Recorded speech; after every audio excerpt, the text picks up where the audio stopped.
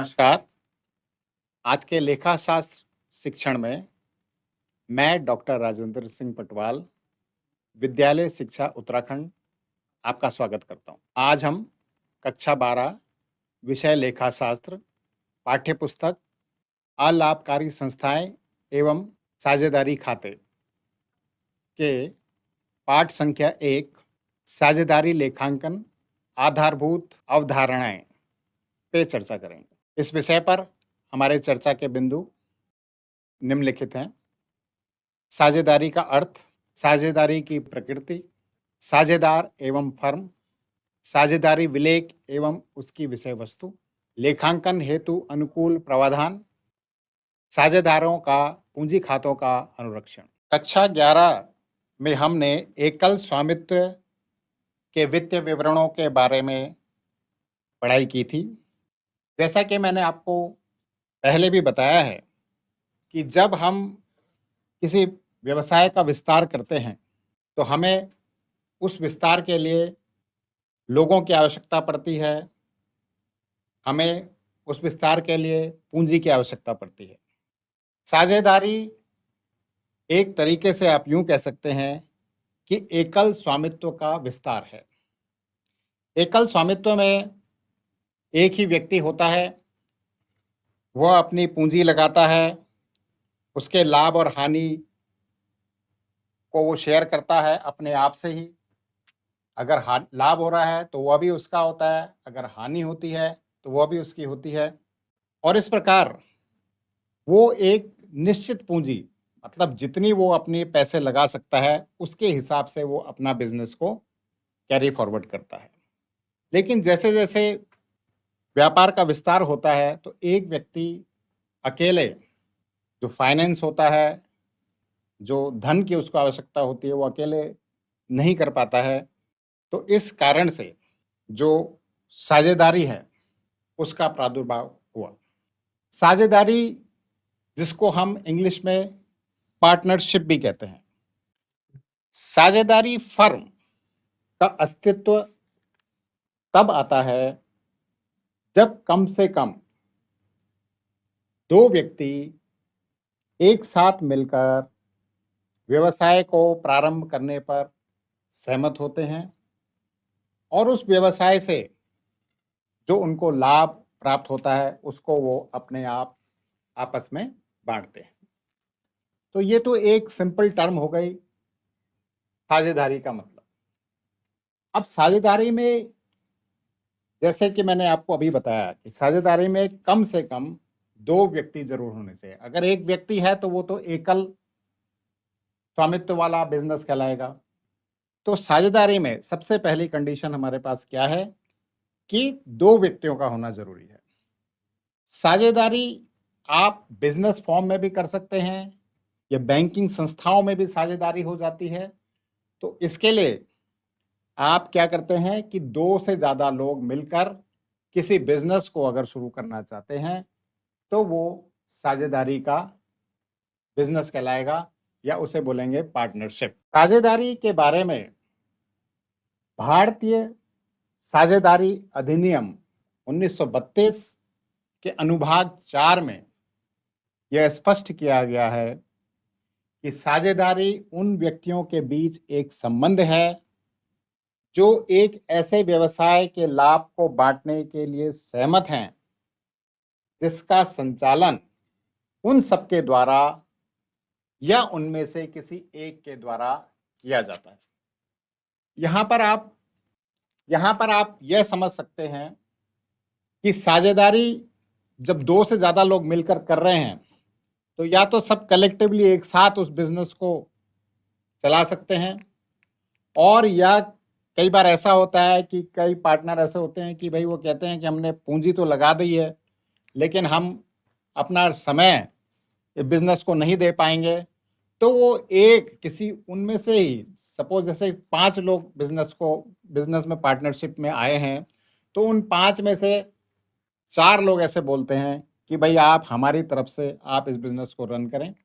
तो यहाँ पर ये अधिनियम में क्लियर किया गया है कि या तो एक व्यक्ति उस पार्टनरशिप को चला सकता है या सब मिलके कलेक्टिवली पार्टनरशिप को चला सकते हैं। अब आप यहां पर यह समझेंगे कि साझेदारी की प्रकृति क्या है। साझेदारी की प्रकृति के बारे में हम डिस्कस जब करते हैं, उससे पहले हमें यह जानना जरूरी है कि साझेदार यानी पार्टनरशिप और फर्म में क्या अंतर है। जब एक व्यक्ति किसी अन्य व्यक्ति के साथ व्यक्तिगत रूप से साझेदारी में सम्मिलित होता है तो उसे साझेदार कहा जाता है, और जब एक साथ मिलकर उस बिजनेस को रन करते हैं तो वो फर्म कहलाई जाती है। तो कहने का मतलब यह है कि जब कोई व्यक्ति साझेदारी में जुड़ रहा है तो वो उसका पार्टनर हो गया, और जब सारे पार्टनर एक साथ एक व्यवसाय को चला रहे हैं तो उस व्यवसाय का जो नाम है उसको हम क्या बोलेंगे, फर्म बोलेंगे। और जिस नाम के अंतर्गत व्यवसाय संचालित होता है उसे फर्म का नाम बोल सकते हैं। तो अब आप समझ गए होंगे कि साझेदार और फर्म में क्या अंतर है। साझेदार वो व्यक्ति है कि जो बिजनेस में आ रहा है, पार्टनरशिप में आ रहा है, और फर्म का मतलब जब कलेक्टिवली सारे पार्टनर्स बिजनेस को चला रहे हैं तो फर्म का बिजनेस कहलाएगा। आइए अब हम डिस्कस करते हैं साझेदारी की विशेषताएं।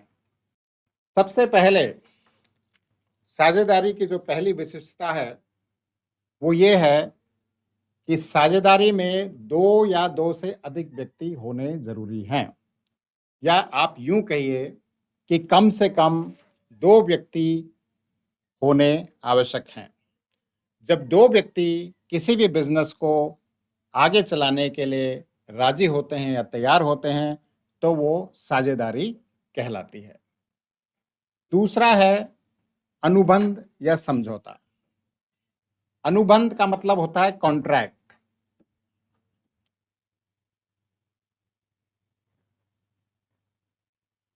और समझौता आप बोल सकते हैं एग्रीमेंट।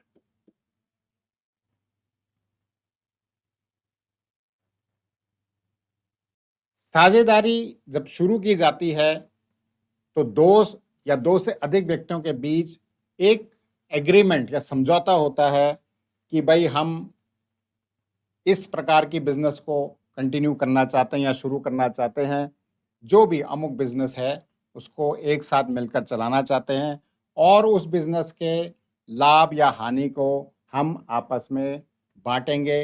वो अभी हम आगे बताएंगे कि किस तरह से लाभ हानि बांटा जाता है, लेकिन अभी आप ये समझिए कि जब भी पार्टनरशिप शुरू होती है तो उसके लिए एक एग्रीमेंट बनता है पार्टनर्स के बीच कि भाई हम लोग मिलकर एक नई बिजनेस शुरू करना चाहते हैं, जिसको जिसको हम पार्टनरशिप का नाम देंगे, और इसी को अनुबंध भी होता है। कि अनुबंध का मतलब ये हो गया कि आप 3 या 4 पार्टनर मिलके एक पेपर में ऐसा साइन करके देते हैं या एक एग्रीमेंट या कॉन्ट्रैक्ट बनाते हैं कि भाई हम बिजनेस को इतने समय तक चलाएंगे और इसके लाभ और हानि हम आपस में शेयर करेंगे। तीसरा इसमें आता है व्यवसाय। समझौता या पार्टनरशिप जब कभी होती है तो वो किसी व्यवसाय को चलाने के लिए होती है। ऐसा नहीं है कि आपने बिल्डिंग खरीदी और आपने बिल्डिंग के लिए पार्टनरशिप कर दी। बिल्डिंग खरीदने के लिए पार्टनरशिप की जरूरत नहीं है। बिल्डिंग आप ले रहे हैं और उस बिल्डिंग से आप कोई व्यवसाय करना चाहते हैं या बिजनेस करना चाहते हैं, व्यवसाय तो आप समझते हैं कि बिजनेस करना चाहते हैं, तो ही वो पार्टनरशिप कहलाएगा। सिर्फ एक बड़ा से आपने बिल्डिंग खरीद के और उसमें आप बोलें कि हम इस बिल्डिंग को खरीदने के लिए पार्टनर बने हैं, तो वो पार्टनरशिप का अंग नहीं माना जाएगा। पार्टनरशिप वो तब कब मानी जाएगी कि जब आपने वो बिल्डिंग खरीदी है और उस बिल्डिंग में आप कोई किसी भी प्रकार का व्यवसाय, और व्यवसाय भी कैसा होना चाहिए, वैध व्यवसाय। कोई अवैध व्यवसाय के लिए पार्टनरशिप अलाउ नहीं करता। अगला है पारस्परिक अभिकरण। पारस्परिक अभिकरण का मतलब है म्यूचुअल एजेंसी।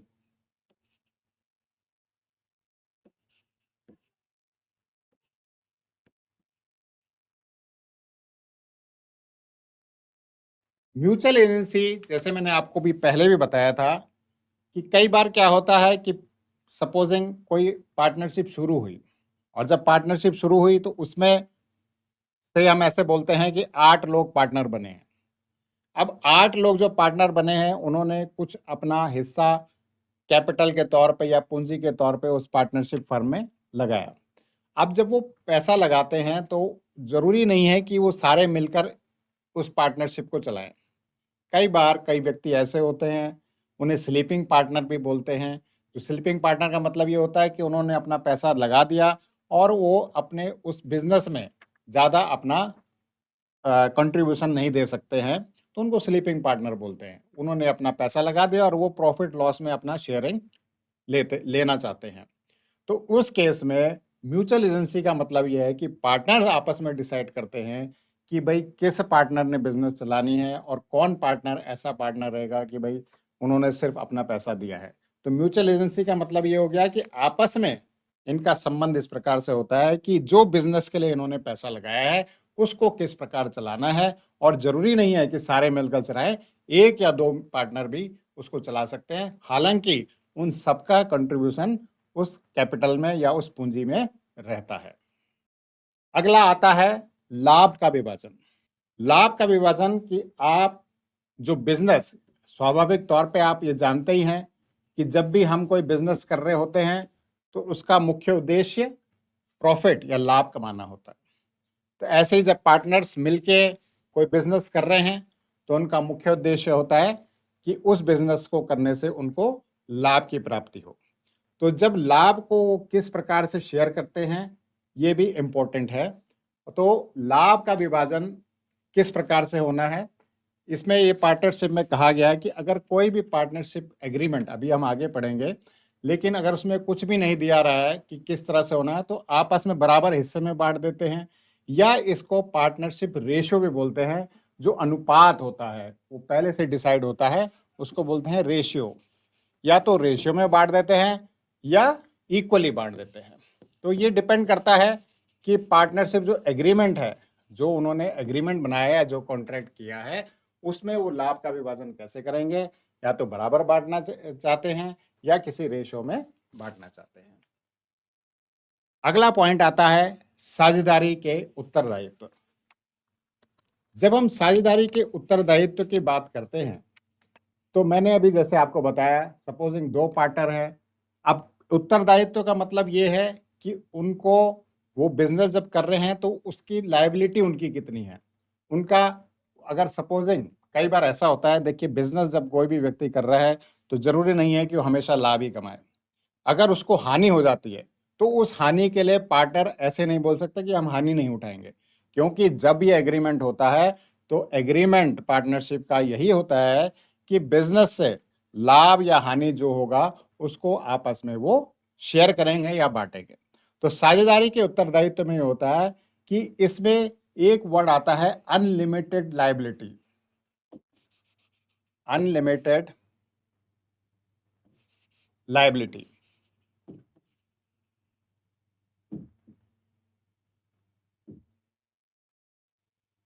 अनलिमिटेड लायबिलिटी का मतलब होता है असीमित उत्तरदायित्व। असीमित उत्तरदायित्व का मतलब यह है कि अगर सपोजिंग किसी फर्म को लॉस हो गया, अब जब फर्म को लॉस हो गया तो ऐसा नहीं है कि वो उसी पैसे को यूज करेंगे जो उन्होंने एज ए कैपिटल या एज ए पूंजी उसमें लगाया है।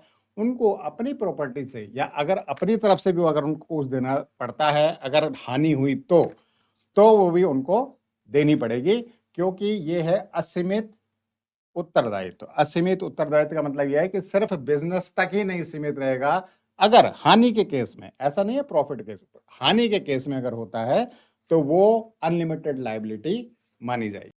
अगला टॉपिक है साझेदारी विलेख। साझेदारी विलेख का मतलब है पार्टनरशिप एग्रीमेंट।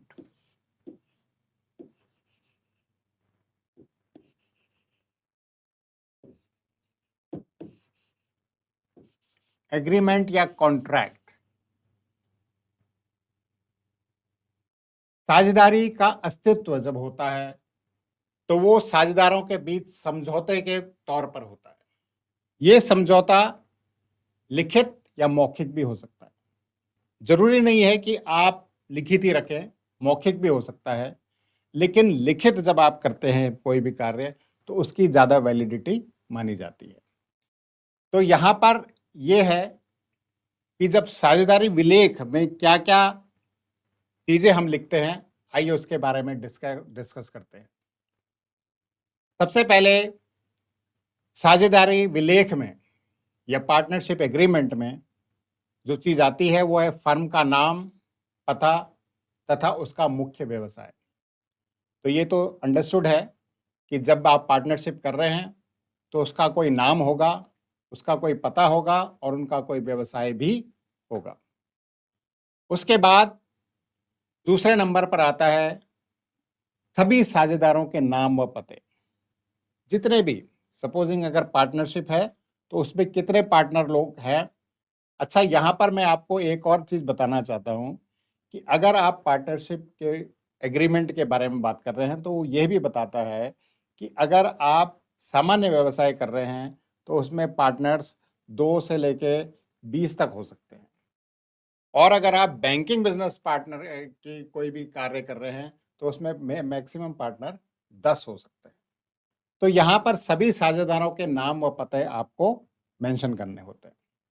उसके बाद अगला जो इम्पोर्टेंट टॉपिक आता है वो बिजनेस की जब हम बात करते हैं तो उसमें यह आता है कि कितने लोगों ने पूंजी लगाई है और कितने परसेंटेज पूंजी लगाई है। परसेंटेज का मतलब ये हो गया कि जैसे मैंने आपको पहले भी बताया कि यहाँ पर क्या होता है कि एक रेशो के फॉर्म में या अनुपात के फॉर्म में भी लोग अपनी पूंजी लगाते हैं। अगला जो इम्पोर्टेंट टर्म है वो है फर्म की लेखांकन अवधि। मैंने आपको पहले भी शायद बताया है कि लेखांकन अवधि ये होती है कि कितना अकाउंटिंग पीरियड एक बिजनेस को रन करने के लिए है। जनरली हमारे देश में जो लेखांकन अवधि होती है वो 1 जनवरी से लेके 31 दिसंबर तक या 1 अप्रैल से लेके अगले साल के 31 मार्च तक की होती है, यानी 1 वर्ष की अधिकतर होती है। तो वो अवधि आपको यहाँ पर निर्धारित करनी होती है या लिखनी होती है। अगला है साझेदारी प्रारंभ करने की तिथि।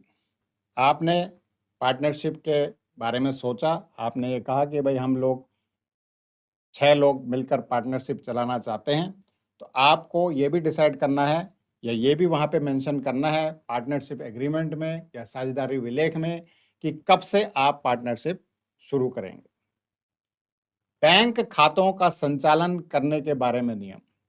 अब ये यहाँ पर इम्पोर्टेंट ये समझने वाली बात है, कई बार क्या होता है कि सारे पार्टनर्स आपस में ऐसे डिसाइड करके लिखते हैं कि भाई हम कोई भी पैसा विड्रॉ या डिपॉजिट कर सकता है बैंक खातों में, या निकासी कर सकता है या उसमें जमा कर सकता है। दूसरा, कई बार ऐसा होता है, जैसे मैंने अभी आपको समझाया भी था पहले, कि आप सपोजिंग 6 पार्टनर हैं तो 6 में से 2 पार्टनर को ये आप जिम्मेदारी दे देते हैं या आप उनको इस तरह से लिख के दे देते हैं कि भाई हम सबके बिहाफ में, यानी हम 6 लोगों के बिहाफ में आप 2 लोग बैंक के खातों का संचालन करेंगे। अगला जो इसमें आता है टॉपिक जो हम साझेदारी विलेख में लिखते हैं वो है लाभ एवं हानि के विभाजन का अनुपात। किस रेशो में आप लाभ और हानि को आपस में बांटेंगे, ये अगला इम्पोर्टेंट टॉपिक है। लाभ और हानि यानी प्रॉफिट और लॉस, तो ये अनुपात पहले से डिसाइड हो जाता है पार्टनरशिप में, या बराबर में बांटने हैं। सपोजिंग 6 पार्टनर है तो सबको 6 हिस्सों में बटेगा वो, या आप उस पर रेशो डिसाइड कर लेते हैं कि किस रेशो में वो बांटा जाएगा। अगला है पूंजी ऋणों एवं आहरणों आदि पर ब्याज की दर। पूंजी ऋण यानी कैपिटल, अगर कोई लोन ले रहा है या कोई ड्राइंग्स कर रहा है, आहरण का मतलब होता है ड्राइंग्स आप निकाल रहे हैं बिजनेस से, तो उसमें ब्याज की दर क्या रहेगी, वो यहाँ पर ब्याज की दर लिखी जाती है साझेदारी विलेख में। अगला पॉइंट है अंकेक्षक की नियुक्ति का तरीका, यदि कोई हो। अंकेक्षक का मतलब ये होता है, जैसे ऑडिटर जिन्हें बोलते हैं, अंकेक्षक का मतलब होता है ऑडिटर। ऑडिटर क्या करता है कि जैसे हमने साल भर हमारा कोई बिजनेस चला, उसमें हमने किस तरह से, क्या हमने खर्चे किए, क्या हमने उसमें से प्रॉफिट्स कमाए, क्या हमारे लॉसेस रहे, उन सब का जो निस्तारण करता है वो अंकेक्षक करता है। तो किस तरह का अंकेक्षक हमने रखना है, उसकी नियुक्ति किस प्रकार से होनी है, ये यहाँ पर इम्पोर्टेंट है। अगला है वेतन, कमीशन आदि यदि किसी साझेदार को दे हो तो। कई बार क्या होता है कि साझेदारी में व्यक्ति ये कहता है कि भाई मैं वेतन के तौर पर भी मुझे कुछ मिलना चाहिए। वो मतलब एज ए रेगुलर एम्प्लॉय है तो पार्टनर, लेकिन वो पार्टनरशिप में, मैंने आपको पहले भी बताया कि पार्टनर और पार्टनरशिप में फ़र्क है। पार्टनर तो वो व्यक्ति है जो उसमें कार्य कर रहा है, और पार्टनरशिप फर्म जिसे बोलते हैं, पार्टनरशिप फर्म वो कब कहलाती है कि जब वो सारे मिलकर किसी बिजनेस को रन कर रहे हैं, तो वो बिजनेस जो रन हो रही है वो पार्टनरशिप फर्म है। तो कई बार क्या होता है कि जैसे पार्टनर है तो वो ये कहता है कि भाई मैं एज ए मैनेजर के तौर पर यहाँ पे काम करना चाहता हूँ। तो जो एज ए मैनेजर के तौर पे वो अगर वो काम करता है उस फर्म में तो उसको वेतन मिलती है। तो अगर वो वेतन है उसको मिलनी है, कितनी मिलनी है, या कोई कई बार ऐसा होता है कि एक पार्टनर पूरी फर्म के बेस पे एजेंट के तौर पे भी काम करता है। जब कहीं किसी बाहर से कोई डीलिंग करनी हो तो एजेंट के तौर पे जब वो कार्य कर रहा है तो उसको कितनी कमीशन मिलनी है, इसके बारे में निर्धारण भी जो है साझेदारी विलेख में किया जाता है। अगला जो इस पे टॉपिक पॉइंट आता है वो है प्रत्येक साझेदार के अधिकार, कर्तव्य तथा उत्तरदायित्व।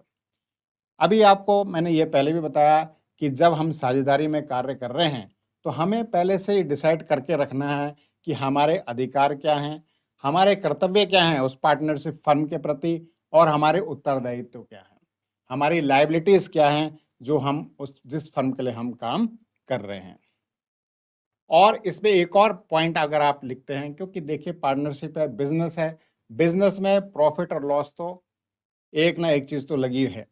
तो अगर कई बार दिवालियापन का मतलब इंसॉल्वेंसी का मतलब ये होता है कि कई बार ऐसा होता है कि कोई साझेदार अपना जो उसका सपोजिंग लॉस हो गया फर्म में और उसको अपनी तरफ से भी कुछ देना है और वो नहीं दे पा रहा है, तो उस कारण से अगर कोई स्थिति उत्पन्न होती है तो उस हानि को या उस लॉस को हम कैसे आपस में जो बचे हुए पार्टनर्स हैं वो किस तरह से अपने आप में डिस्ट्रीब्यूट करेंगे, इसका उल्लेख भी साझेदारी विलेख में किया जाता है। इसी में जब आगे चलते हैं विलेख में, तो इसमें है फर्म के विघटन पर खातों का निपटारा। विघटन मतलब कई बार ऐसा होता है कि जैसे बिजनेस शुरू करी और उसका कुछ जो कारण था, जिस पर्पज से वो बिजनेस खोली गई थी, वो पूरा हो जाता है तो कई बार फर्म डिसॉल्व कर दी जाती है या उसको खत्म कर दिया जाता है, उस पार्टनरशिप को खत्म कर दिया जाता है कि भाई हम इस कारण से हमने पार्टनरशिप चलाई थी और वो उद्देश्य पूरा हो गया, तो वो कर दिया जाता है। तो किस तरह से उसका निपटारा करना है जब आपकी पार्टनरशिप डिसॉल्व हो जाती है या विघटन हो जाता है उसका, तो वो भी आप साझेदारी विलेख में लिखते हैं। कई बार क्या होता है, क्योंकि एकल जब बिजनेस हम करते हैं, सिंगल बिजनेस हम करते हैं, तो सोल प्रोप्राइटरशिप जिसे बोलते हैं, जो हमने कक्षा 11 में भी पढ़ा था, तो उसमें आपसी लड़ाई होने की संभावना कम होती है क्योंकि एक ही व्यक्ति मालिक होता है, वही प्रॉफिट और लॉस शेयर करता है। लेकिन जब हम साझेदारी की बात करती है, कई बार ऐसा होता है कि साझेदारों के बीच आपसी तालमेल नहीं होता है, उनकी आपसी लड़ाई अगर झगड़े हो जाते हैं तो वो विवादों का कैसे निपटारा होना है, इसके बारे में भी साझेदारी विलेख में लिखा रहता है।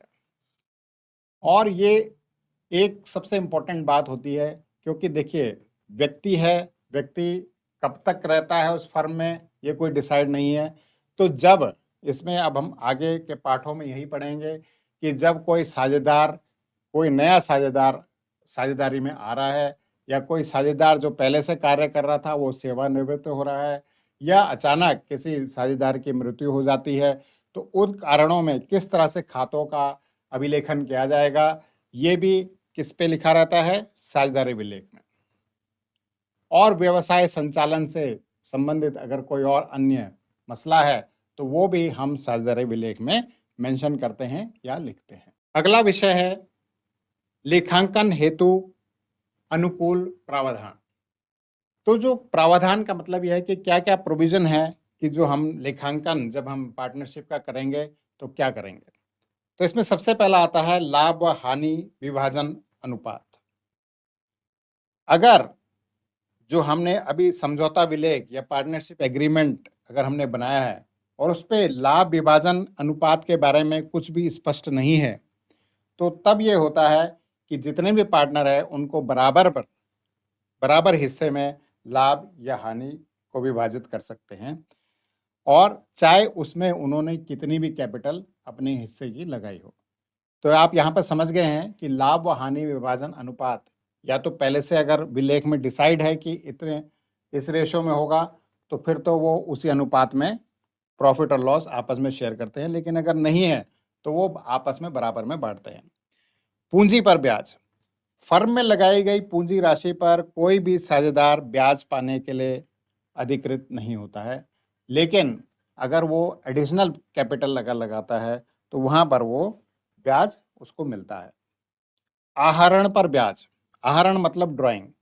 अगर विलेख में इसका उल्लेख नहीं है तो साझेदारी द्वारा निकाली गई आहरित राशि पर कोई भी ब्याज नहीं लिया जाता है।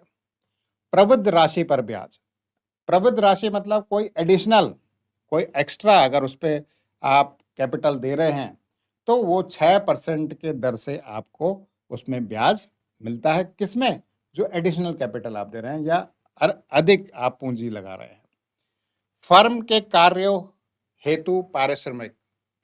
कोई भी साझेदार फर्म में व्यवसाय चलाने के लिए किसी प्रकार का वेतन या पारिश्रमिक पारिश्रमिक पाने का हकदार वो नहीं होता है, जब तक कि अगर उसके साझेदारी विलेख, जो विलेख बनाया है, जो पार्टनरशिप एग्रीमेंट है, अगर उसमें लिखा गया है ऐसे कि भाई इनको इनको पारिश्रमिक देना है, तो वो दिया जा सकता है। अब आता है साझेदारी खातों के विशिष्ट पहलू। साझेदार के पूंजी खातों का अनुरक्षण। साझेदार के पूंजी खातों का अनुरक्षण का मतलब यह है कि जब हम बिजनेस कर रहे हैं तो उसका जो एप्रोप्रिएशन होता है, एप्रोप्रिएशन मतलब कि कई नया पार्टनर आया या पुराना पार्टनर चले गया या किसी की मृत्यु हो गई या कोई रिटायर हो गया, तो जब उन खातों में पूंजी खातों का अनुसरण एप्रोप्रिएशन इसलिए हमें उनका करना पड़ता है। साझेदारों के बीच लाभ व एवं हानि का वितरण। मैंने अभी आपको पहले भी समझाया था कि लाभ और हानि, अगर जो हमारा पार्टनरशिप एग्रीमेंट है उसमें लिखा हुआ है कि कितना परसेंटेज, कितना उसको लाभ मिलना है, कितने उसको हानि का क्या रेशियो है, तो वो उस हिसाब से होगा। अगर वो नहीं लिखा है तो वो आपस में बराबर में बांट दिया जाता है। पिछले लाभों के गलत विनियोग के लिए समायोजन। कई बार ऐसा होता है कि कुछ पिछले जो रिकॉर्ड्स थे, जो पिछला लेखांकन किया गया था, उसमें कुछ गलतियां हो जाती है और उनको सही करना है, तो उसके लिए भी हम क्या है कि साझेदारी खातों का अनुरक्षण करते हैं। और साझेदारी फर्म का पुनर्गठन तथा विघटन। पुनर्गठन मैंने आपको पहले भी बताया कि पुनर्गठन साझेदारी का तब होता है कि या जब कोई नया साझेदार आता है या कोई साझेदार रिटायर होता है या किसी साझेदार की मृत्यु हो जाती है। और विघटन का मतलब आपको पहले भी बताया कि जब किसी पार्टनरशिप जो किसी कार्य के लिए शुरू की गई थी और वो कार्य पूरा हो जाता है तो उसका विघटन हो सकता है, या आपसी लड़ाई झगड़े की वजह से भी पार्टनरशिप का विघटन हो सकता है। साझेदारी के पूंजी खातों का अनुरक्षण किस तरह से होता है? तो ये आपको, जैसे यहाँ पर आप देख रहे हैं कि साझेदारों तथा फर्म से संबंधित सभी लेन देन को उनके पूंजी खातों के माध्यम से खातों में अभिलेखित किया जाता है। इसके अंतर्गत पूंजी के रूप में लगाई गई धनराशि, पूंजी की निकासी, लाभ का भाग, पूंजी पर ब्याज, आहरण पर ब्याज, साझेदारी का वेतन, साझेदार का कमीशन आदि शामिल होता है। और इन सबको एक खाते में हम करते हैं, उसको बोलते हैं अनुरक्षण खाता। तो अनुरक्षण खाते में पूंजी खातों का अनुरक्षण मतलब profit and loss appropriation account बोला जाता है, जहां पर हम इन सब चीजों को मेंशन करते हैं कि अगर किसी पार्टनर ने जो पूंजी लगाई थी तो उसके अगर उसको इंटरेस्ट मिल रहा है तो वो कहाँ पर लिखना है, अगर उसने कुछ विड्रॉ किया है यानी आहरित किया है तो उस पर ब्याज कैसा लगेगा। अगर मैंने आपको पहले भी बताया कि वेतन, अगर कोई पार्टनर एज ए मैनेजर काम कर रहा है तो उसको वेतन दिया जाना है, एज ए एजेंट किसी पार्टनर ने काम किया है तो उसको एजेंट कमीशन मिलना है। तो ये सब चीज़ों का जो हम लेखा जोखा करते हैं तो उसके लिए अनुरक्षण होता है। यहाँ पर दो विधियां हैं, एक होती है स्थिर पूंजी विधि और दूसरी होती है अस्थिर पूंजी विधि। पहले होती है स्थिर पूंजी विधि यानी fix capital method. Fix capital method या स्थिर पूंजी विधि में क्या होता है कि इसके अंतर्गत साझेदारों की पूंजी स्थिर रहती है जब तक कि समझौते के अनुसार कोई अतिरिक्त पूंजी या कोई पूंजी का भाग साझेदार ना निकाल ले। अदरवाइज इसमें ज्यादा डिफरेंसेस नहीं होते हैं। अस्थिर पूंजी विधि या fluctuating capital method. Fluctuating capital method का मतलब यह है कि यहाँ पर अभी जैसे मैंने आपको पहले अभी भी बताया कि अगर कोई पार्टनर की कैपिटल में उसको इंटरेस्ट मिल रहा है तो वो हम यहाँ पे मेंशन करते हैं। कोई पार्टनर एज ए मैनेजर कार्य कर रहा था, उसका हम यहाँ पे मेंशन करते हैं। कोई पार्टनर एज ए एजेंट काम किया, उसको उसकी कमीशन मिली, उसको यहाँ पर हम मेंशन करते हैं। और यहाँ पर हम उसको अस्थिर मतलब घट बढ़ सकता है, तो इस कारण से इस विधि को अस्थिर पूंजी विधि भी कहा जाता है। यहाँ पर हम जल्दी से इनके मुख्य बिंदु, जो इनके बीच अंतर है स्थिर और अस्थिर पूंजी, इनके बारे में डिस्कस करते हैं। सबसे पहले है अंतर का आधार खातों की संख्या। स्थिर पूंजी में दो खाते अलग सुस्थापित किए जाते हैं, अर्थात पूंजी खाता तथा चालू खाता। पूंजी खाते में ज्यादा डिफरेंसेस नहीं होते हैं और चालू खाता में जो है जो भी लेन देन जैसे इंटरेस्ट ऑन कैपिटल वगैरह ये जो है वो लिखे जाते हैं। अस्थिर पूंजी में प्रत्येक साझेदार का एक खाता होता है, अर्थात पूंजी खाता इस विधि के अंतर्गत होता है। संलेख संबंधी मदेय मतलब आहरण, वेतन, पूंजी पर ब्याज आदि इन सब के समायोजन चालू खाते में हस्तांतरित किए जाते हैं, ना कि पूंजी खाते में। और जबकि अस्थिर पूंजी मेथड में या फ्लक्चुएटिंग कैपिटल मेथड में आहरण, पूंजी, इन पे जो ब्याज वगैरह लगता है आदि समायोजन पूंजी खातों में हस्तांतरित किए जाते हैं।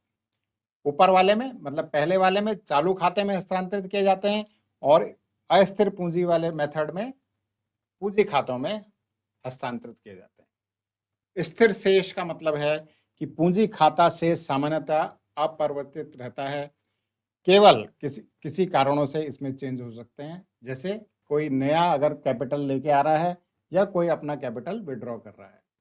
और अस्थिर पूंजी मेथड में पूंजी खातों का शेष हर साल चेंज होता रहता है, क्योंकि उसमें interest on capital, interest on loan, ये सब चीजें, सैलरी, कमीशन, इन सब के बारे में लिखा रहता है। जमा शेष यानी बैलेंस, इसमें पूंजी पहले वाले में यानी स्थिर पूंजी में पूंजी खाता सदैव जमा शेष प्रदर्शित करता है और दूसरा वाले में पूंजी खाते का नाम शेष प्रदर्शित करता है। डेबिट होता है इसमें और इसमें क्रेडिट बैलेंस रहता है। एक में डेबिट बैलेंस और दूसरे में क्रेडिट बैलेंस रहता है। यहाँ पर हम ये समझते हैं कि साझेदारों के बीच लाभ का विभाजन, ये पहले भी मैं डिस्कस कर चुका हूं कि साझेदारों के लाभ का विभाजन एक निश्चित अनुपात में होता है और अगर जो हमारे साझेदारी प्रलेख है इसमें कहीं मेंशन नहीं है तो ये आपस में बराबर बांटा जाता है। लाभ या हानि, लाभ एवं हानि विनियोग खाता, profit and loss appropriation account जिसे हम कहते हैं, इसमें अभी आपको जैसे मैंने अभी समझाया था कि इसमें साझेदारों के वेतन, साझेदारों के कमीशन, पूंजी पर ब्याज, आहरण पर ब्याज, ये सब इस खाते पर लिखा जाता है और उस हिसाब से जो प्रॉफिट और लॉस बनता है वो साझेदारों के पूंजी खातों में ट्रांसफर कर दिया जाता है। यहाँ पर आपकी एक जर्नल एंट्री के हिसाब से समझाया गया है कि लाभ एवं हानि खाते के शेष को लाभ एवं हानि विनियोग खाते में हस्तांतरण किस प्रकार से किया जाता है। तो इसका यह है कि यदि लाभ एवं हानि खाता एक जमा शेष दर्शाता है, लाभ एवं हानि खाता, इसको इस तरह से लिखा जाता है, मैं आपको यहां पर इंग्लिश में लिख के दिखा दे रहा हूं। अगर प्रॉफिट हुआ है तो हम इसको इस तरह से लिखेंगे,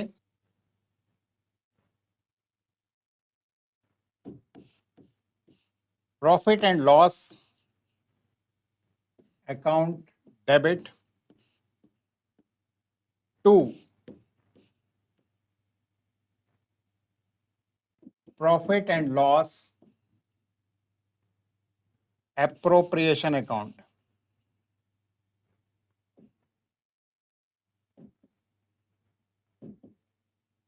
to profit and loss appropriation account. तो अगर हमें लाभ हुआ है तो जब हम profit and loss appropriation account बनाएंगे तो P and L account, supposing यहाँ पर आप समझिए, तो आप जब P and L appropriation account बनाते हैं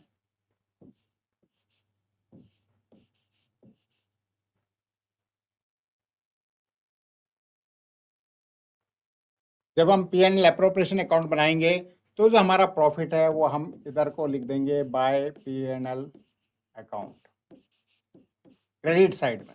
ये क्रेडिट साइड है, ये डेबिट साइड है। क्रेडिट साइड में लिखेंगे by P and L account अगर प्रॉफिट हुआ है, और अगर लॉस हुआ है, निवल हानि जिसे बोलते हैं, तो उसके लिए हम लिखेंगे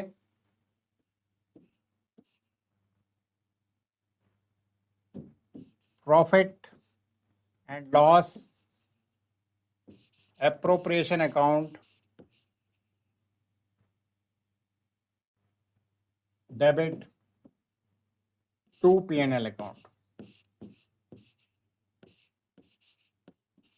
और जब हम profit and loss appropriation account बनाएंगे